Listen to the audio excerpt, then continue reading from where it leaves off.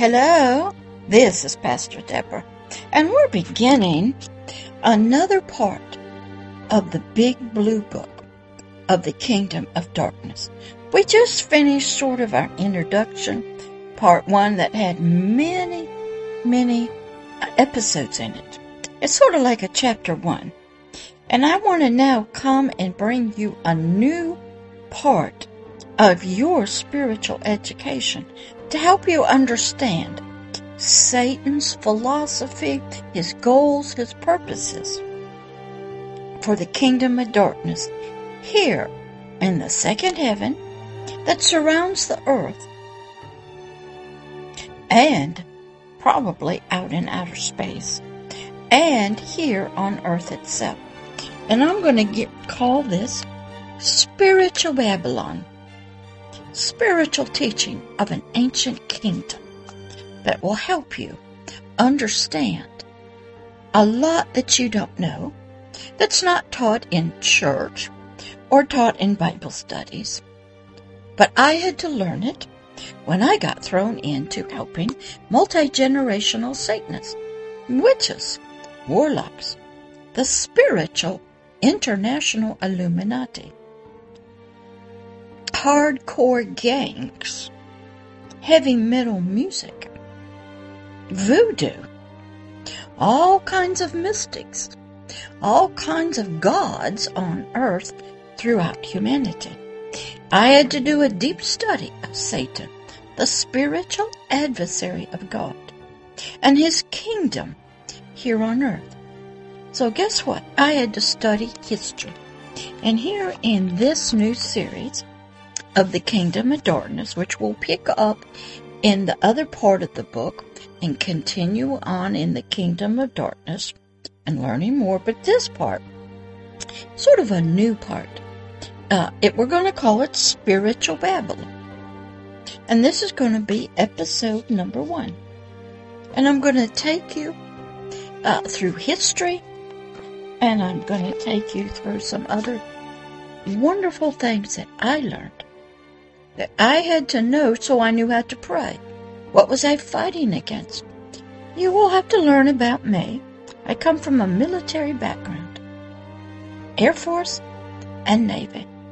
I studied World War II, World War I, all the ancient wars of civilizations. And I had to learn about being a soldier. I had to learn that you have to study your enemy. You have to know them very well. I'm one who can go behind enemy lines spiritually and accomplish great things and get slaves out and get restoration to a land spiritually. So here in this new series, we'll work through this, and then we'll get back to the Big Blue Book of the Kingdom of Darkness. And so here in Spiritual Babylon, we're going to begin with the history of Babylon. All right. My prayer for you is that your ears will hear, your mind will understand, and your spirit will be enlightened by truth, by study. So you listen and you learn. All right? The history of Babylon. It was an empire. It was a city. An Old Testament city out of the Bible, and an empire.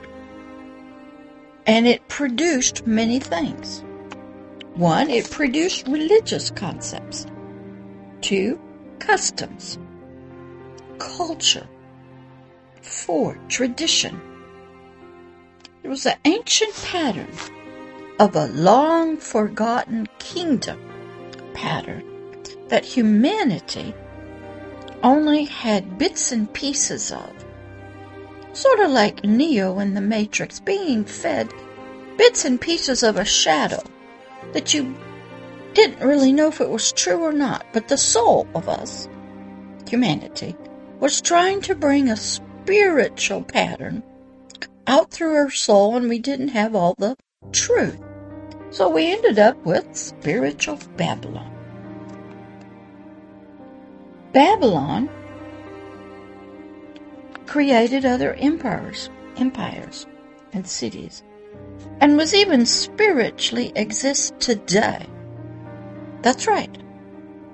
In nations, in governments, in customs, religions, culture, traditions, as the governmental system of a nation, maybe a little city, maybe just a business, maybe a hospital corporation, maybe a local politics group, maybe even in a community volunteer organization. The pattern is there if you look. And where did all this begin? I'm going to take you back in the Authorized King James Bible, back to Genesis 11:2.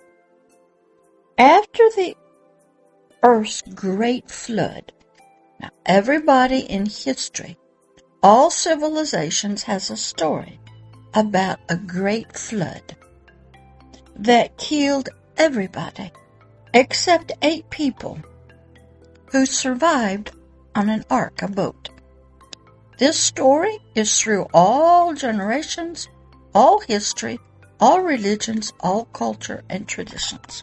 The man who was the head of that family, Noah, and his wife were instructed by a God they never saw to build the ark because he was going to destroy all things, because both the land, the animals, and humanity had all become too evil and wicked. And he was going to destroy them. Noah had 3 sons, Shem, Ham, and Japheth, and each one had a wife. They and animals, 2 by 2, a male and a female, came into the ark. So when the flood was over, God could start over again and reproduce, rebirth, sort of, repopulate the earth. A lot of stories about this time in humanity's history. And it came to pass. This is what it says in Genesis 11:2, after the flood, and after they came out of the ark when the flood was over. And it came to pass, as they, the children of Noah, and their descendants, probably millions and millions of them, we don't know, as they journeyed or they traveled from the east, that they found a plain, probably a flat place, off of the mountain where they had settled, that they called the land of Shinar. They must have had to name it themselves. And they dwelt there, they stayed, and they stopped there. And they began to build them a city. Babylon was begun. The land and the people became known as Babylonia, or later to be called Mesopotamia, located on the Euphrates River. Do you know I had to go back in order to understand the Bible, other cultures, traditions, history, what in the world is going on here on the planet? I had to study ancient history. I had to study words. So you must become a student. You must love history. You must look not only at your family, your culture, your traditions, your religion, but others, and see where we all came from. Everybody's got the flood story. Every religion, culture, everybody. Okay? So we begin there. So now the flood's over. Noah's kids.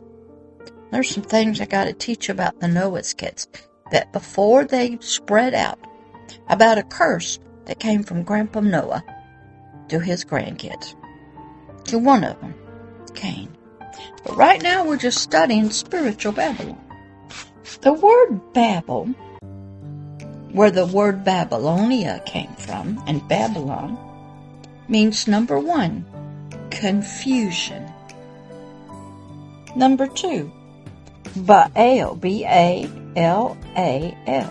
means to overflow with oil, to mix, to anoint, to mingle itself.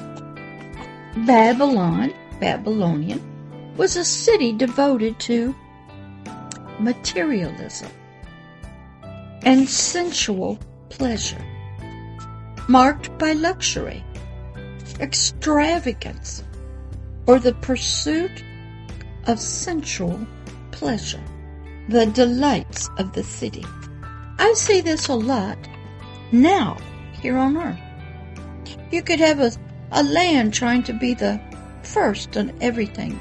Beautiful buildings, destination place, holiday place, where you can have pleasures and wonderful holidays, great place for business.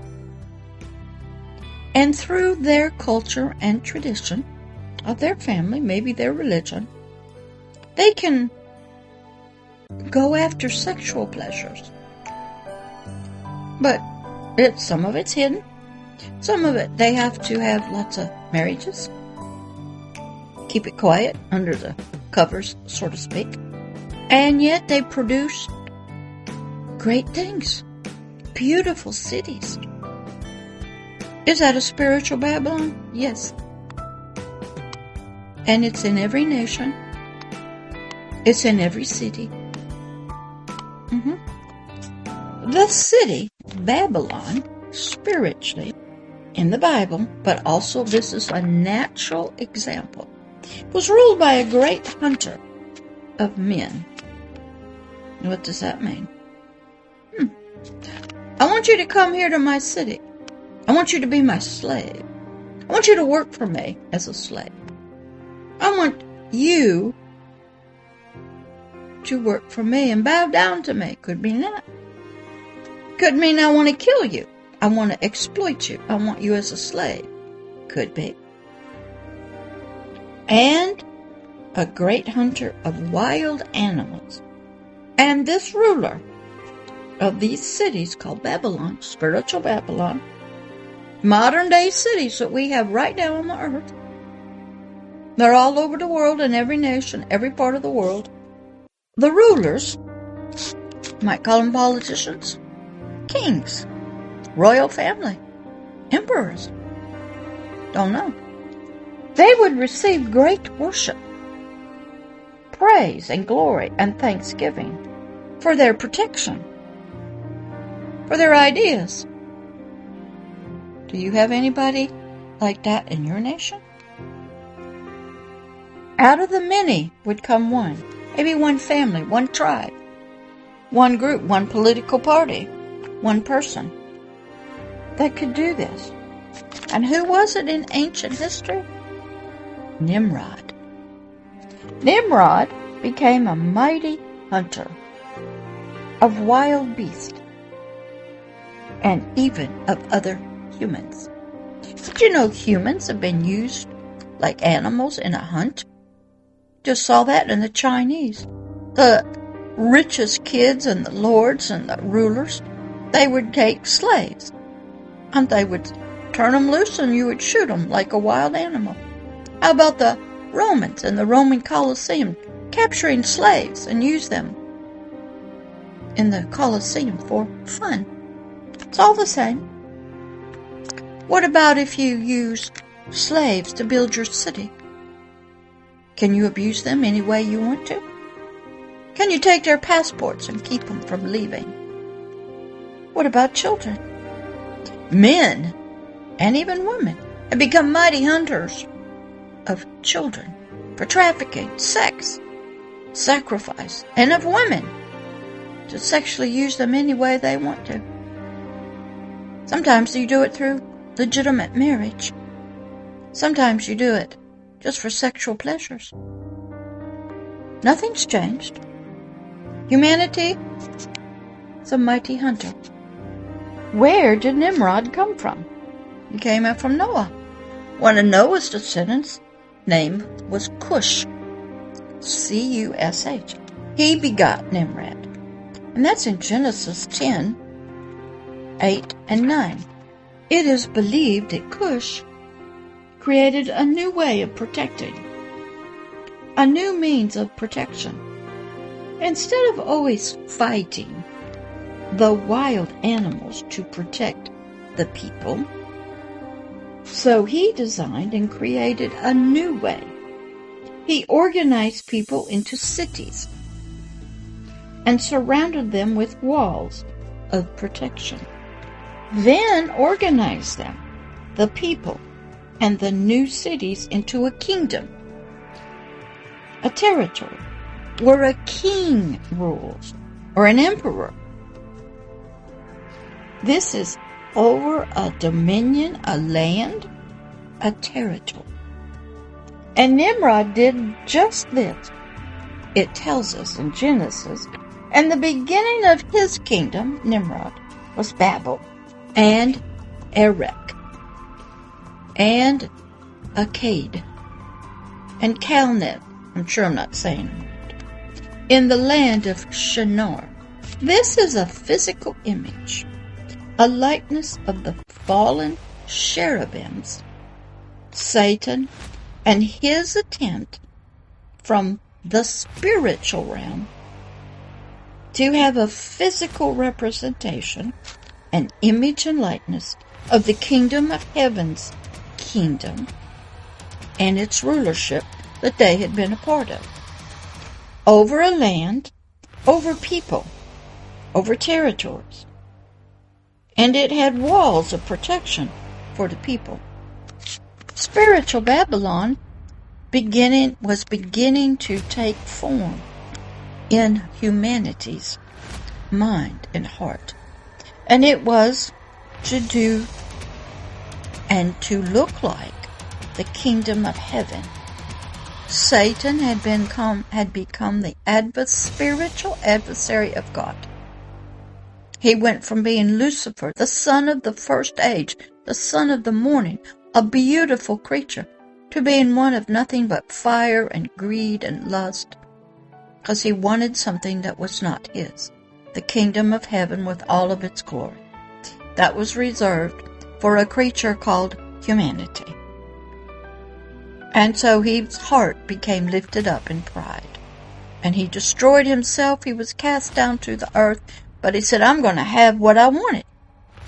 I'm going to have it down here. So he started building through humanity's soul that now was alive and darkened. And he would have his spiritual kingdom played out in the natural, so he could feel like he was the king of a kingdom. So Satan went to work after the flood through the descendants of Noah and his wife and his 3 children of Shem, Ham, and Japheth. What I learned in my studies is that Shem, who became the physical descendant through the blood of Christ Jesus, they went west towards China. Ham and Cain went south into, Arabia, Egypt, Iran now, and Japheth went towards Europe, towards Russia. That's what I learned. So Satan began his spiritual Babylon, and it began taking form in humanity's mind and heart. And it was to be an example of the spiritual kingdom of heaven, but with a twist. It was to be lust-filled, prideful, glorious, radiant, greedy, and willing to kill to keep it. Willing to enslave family members and women and children. Willing to kill so that the ruler could stay in place and have the glory and all the attributes of being the king. And humanity began taking form. Governments, empires became into play. And humanity began forming a kingdom on earth, in the natural, in their own hearts, and with their spirit. But humanity was not to stop and just build a walled city for itself, Babylon, but they wanted to spread, because that's what kings do, out over the whole earth to represent it after the flood. That's what kingdoms do. They advance. They take new territory, new lands, new minerals. They spread their culture, traditions, religion. What was beginning to happen on earth was that Satan's heart and his desires were being reflected through darkened human spirits and darkened human hearts, our soulish mind, to bring about a king of Satan's image and likeness, representing him as the spiritual father, the offspring, the source. Satan, the adversary, spiritually, of God. Satan was beginning to build, used humanity to become an architect. Many of them had dreams. Early on, people would have dreams or visions, and then they'd come up and start building, maybe out in the desert, maybe just in rocks. And they'd say they had a dream about this. Their ancestors came to them and talked to them. Even the name Nimrod comes from the Jewish word Marad, M-A-R-A-D, meaning he rebelled. Remember, the people were to spread out over the whole earth. That's what God wanted, like all the animals. And they didn't do it. They stopped in the plain of Shinar and began to build a city, Babylon. Nimrod was labeled, or so said, to be a mighty hunter before the Lord. Nimrod did things before, in front of the Lord, right under his nose, things that were considered rebellious, and made the people to also rebel before the Lord. And I want to stop right here in this episode number 1 of Spiritual Babylon, the beginning from our history study. So you come back to hear episode number 2. This is Pastor Deborah. We're in the Kingdom of Darkness here on the Hidden Kingdoms channel. And this will go into a podcast form, audio, also in the podcast section here on the Hidden Kingdoms channel. You need to study, you need to learn and understand yourself, nature, politics, governments, culture, tradition, religion, our history, and why the world is in such a mess. All right, I'll see you then. Bye-bye.